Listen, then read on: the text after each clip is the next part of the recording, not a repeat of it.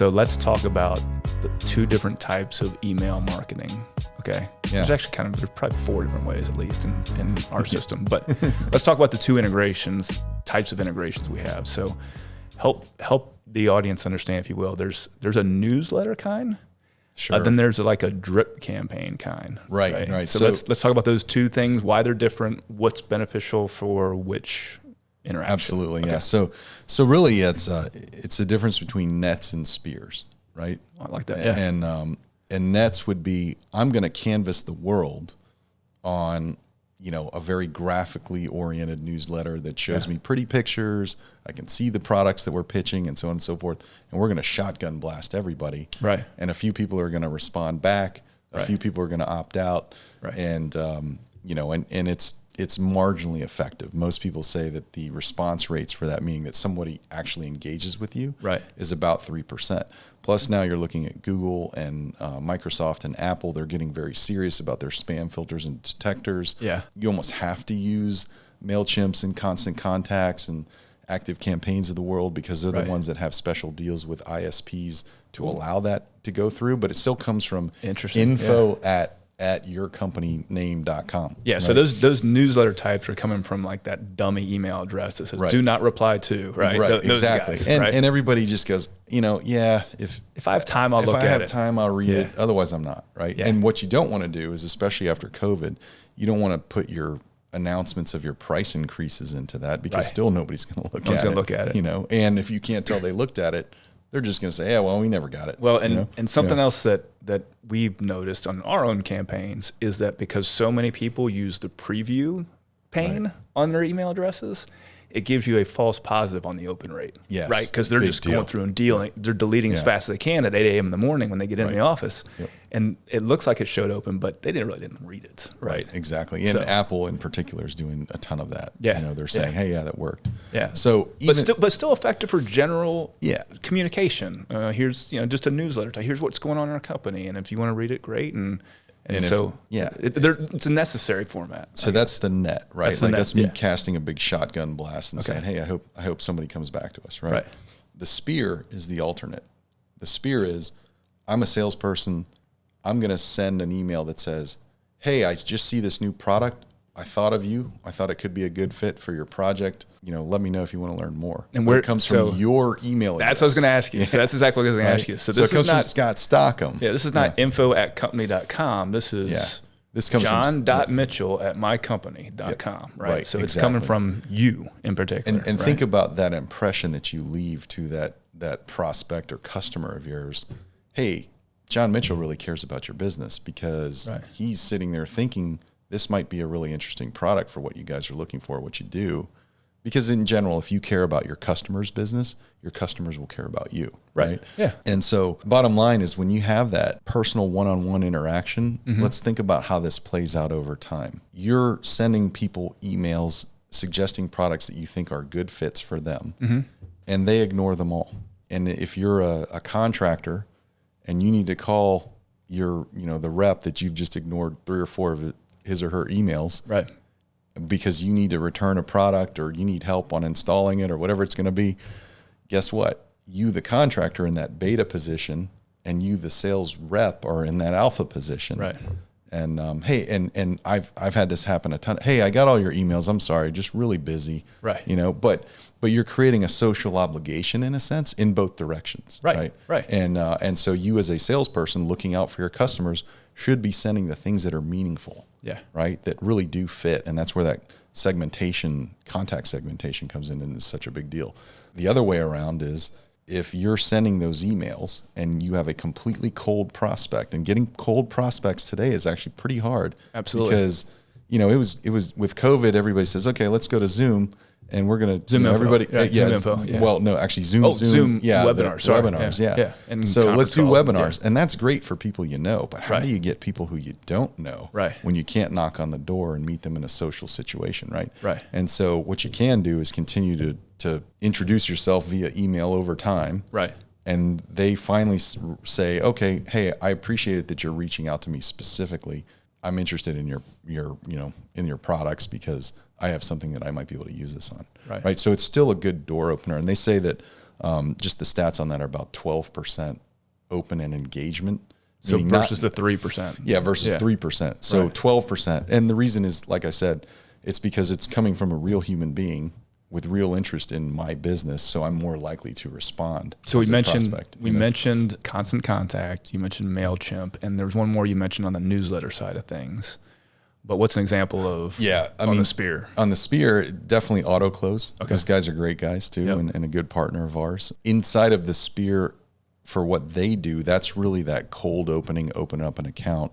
There's other scenarios that we do more natively in Rep Fabric and Disty Fabric and Mani Fabric, which are the simple things of, I need to send an email out to 20 people because I'm going to be in this territory on Thursday and I want to see if I can get some appointments. So this is a third, like you're saying, this is the this third is almost way like of a doing third it. leg. Right. Yeah. So and you're talking about going into your contact database and saying, sorting hey guys, it somehow, city. I'm going to be whatever. in Sarasota, Florida on Thursday. Let's set up some appointments. Everybody in Sarasota is if you got a project I can help you with, I'm going to be in town. Right. And let's rock those out. And for most people, that takes a long time to do. It takes a long time to do. And especially when we call them the manufacturer ride along days when the Scott Stockhams come into town and I need to drive them around in my car as a sales rep and show them my customers and let them meet our customers and prospects and so on and so forth.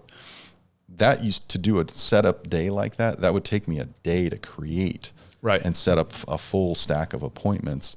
Because you had to reach out individually to those contacts. Right. Yeah. So it would usually cost me the day of setting up those appointments, not to mention the stressors that go with it. And some of that's email, some of that's phone calls. Right. But it would also, then, I'd have to go through the day with you, actually driving around and going and seeing those accounts. Right. Right. And so it's a high stress environment for a lot of sales reps to be able to produce good quality meetings for big, important manufacturers on their line cards, just all manufacturers on their line cards. Yeah. I personally used this functionality when you and I made a trip to Indianapolis. We're going to have to see an association partner.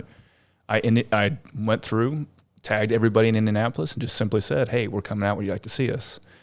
I don't know what the open rate was because I didn't do a read receipt on it. What I can tell you is my response rate was over 70%. Yeah, it works. Not everybody said yes, but at least I knew they were listening to me. And by the way, some said, I can't see you, but would love to talk with you. Yeah. So maybe I didn't get a lead for that ride along like you're talking about, but I did get a lead for me in a future date because of that reach out. Well, and that's just it, right? You're still trying to pulse and select the buying signals. And for so many people, you got to have, again, authority, budget, and timing, right? And so the timing's not always right.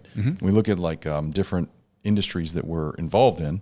When you go call on an engineering firm, for example, or an engineer, they have to be in the middle of a design cycle of a new building or a new product that they're designing.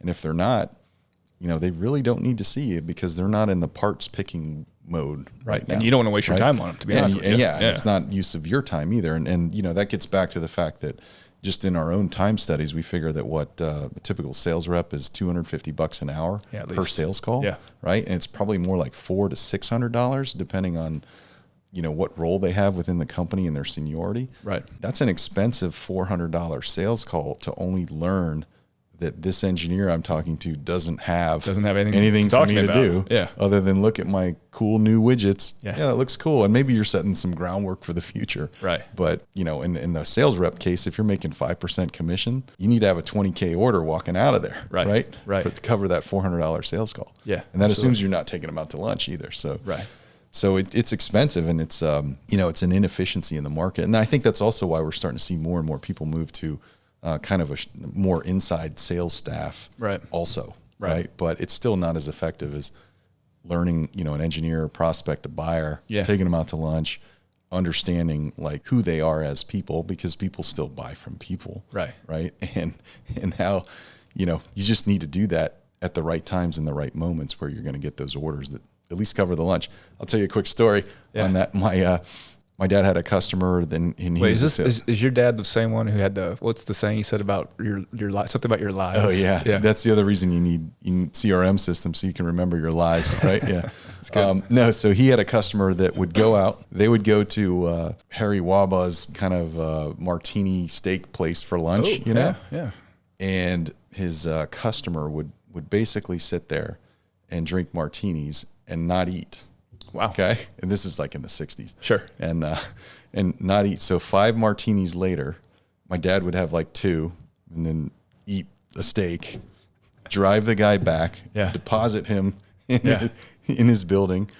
Dennis, come on in, and basically would write an order that 5% of which would cover the cost of the lunch and the martinis. And then my dad would drive home and go to sleep. So if you get, really rigorous about managing your costs and costs of sales calls and stuff like that, you can overdo it for sure. Sure. But in general, you should really be looking at, these are profitable customers that are worth investing the time in. My sales activity ROI. Right? My sales activity ROI. I'd say I did a ride along not too long ago, and we were doing a lot of drop-ins. And I mean, it was effective, but maybe with some more planning, we could have done more drop-ins, or those kind of. I'm still shocked that the drop-in sales calls still exist after COVID, especially. Especially right. Yeah. Like, and I know that depending on the markets that you're in, that totally changes, right? The more engineered products, the engineered selling stuff, it's almost always driven by appointments. I'll see you at 3:00 on Tuesday because I've got a full stack of my own stuff that I've got to get done. Yeah. And when you're a prospect, right? And certainly with like a lot of the OEM accounts, that has to be hard scheduled every time. And especially like, there's still a strong military industrial base in America, right? Sure. And so for those folks, if you want to try to get into Lockheed Martin, you got to fill out that paperwork a week ahead of time. Yeah. So it's important that you can't just plan on drop-ins. You need to be able to do both. Right. But 9 times out of 10, at least on the engineered sales, what we see is that people are scheduling appointments. And let me just kind of clarify too on something, which is we also understand there's a certain segment of our customers, particularly on the wholesale side, that have to do drop-ins because they're cold calling, right? Yeah. And so they're cold callers. Got to start somewhere. They're door knockers. So we're not saying those guys, right? Yeah. We're talking about the folks that do, just to drop it in on Susie the engineer doesn't work anymore. Right. Exactly. So.